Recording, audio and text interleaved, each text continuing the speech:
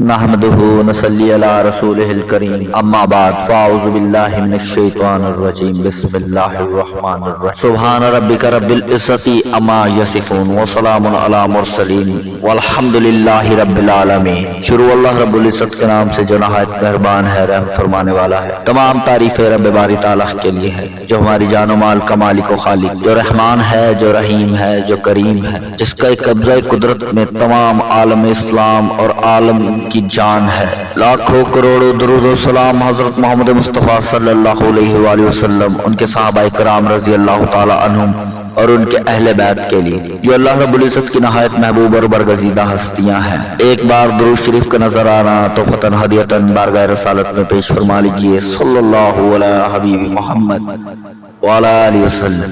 میرے Islamic T V کے معزز ناظرین، السلام علیکم ورحمۃ اللہ وبرکاتہ۔ معزز ناظرین، بے شک دلوں کا سکون اللہ کی عبادت میں ہے، اللہ کے شکر میں ہے۔ اللہ رب العزت کے جتنا ذکر کریں گے آپ کو اتنا ہی دلی سکون عطا فرمائیں گے، ہر قسم کی پریشانیوں سے نجات عطا فرما دیں گے۔ آپ کی جو بھی پریشانیاں ہوں گی راہ مستقیم کا رستہ اختیار کرے انشاءاللہ اللہ رب العزت اپنے بندے کو کبھی بھی پریشانیوں میں نہیں گھیرتے۔ ان کی جو بھی آزمائشیں ہوتی ہیں اللہ رب العزت ان سے نکال دیتے ہیں۔ تو اپنے اندر توکل پیدا کریں، اللہ رب العزت کے ذات پر کامل یقین پیدا کریں، اور آپ جو بھی کلام پڑھتے ہیں اس پر کامل یقین رکھا کریں کہ ہم جو بھی کلام پاک پڑھ رہے ہیں اللہ رب العزت اس کلام کی برکت سے ہمارے تمام مشکلات، دکھ درد، پریشانیاں، جو بھی ہمارے زندگی میں مسئلے مسائل چل رہے ہیں اللہ رب العزت تمام مسئلے ختم کر کے ہمیں سکون اور راحت عطا فرمائیں گے انشاءاللہ عز و جل۔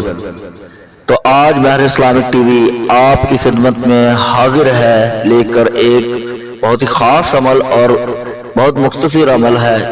اس عمل کو کرنے سے پریشانیاں بھی ختم ہوتی ہیں اور رزق میں بے پناہ اضافے کا بھی یہ باعث ہے، اور یہ انتہائی خوبصورت عمل ہے، اور یہ مستند احادیث میں اس عمل کا ذکر ہے۔ بیسک یہ دو عمل ہے۔ عمل بتانے سے پہلے میری گزارش ہے مہر اسلامک ٹی وی کو سبسکرائب کر دیں، بیل آئیکن کے بٹن کو پریس کر دیں تاکہ ہماری ہر نئی آنے والی ویڈیو اس کے نوٹیفیکیشن آپ کو بر وقت مل سکے۔ کرنا آپ نے کیا ہے، ایک پہلا کام آپ نے باوضو رہنے کی کوشش کرنی ہے۔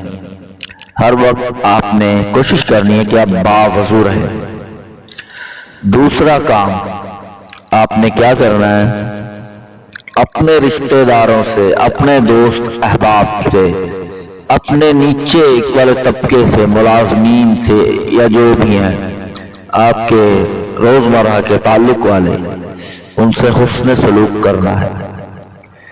نبی پاک صلی اللہ علیہ وسلم کی مستند حدیث ہے، جو شخص یہ چاہتا ہے کہ اس کی عمر اور رزق میں برکت کر دی جائے تو وہ اپنے رشتہ داروں سے حسن سلوک کرے، اپنے نیچے والے طبقے سے حسن سلوک کرے۔ تو دیکھیں کتنا آسان عمل ہے، آپ کو کچھ کرنے کی ضرورت بھی نہیں، کوئی کلام پڑھنے کی بھی ضرورت نہیں۔ نبی پاک صلی اللہ علیہ وسلم نے کتنی آسانی فرما دی۔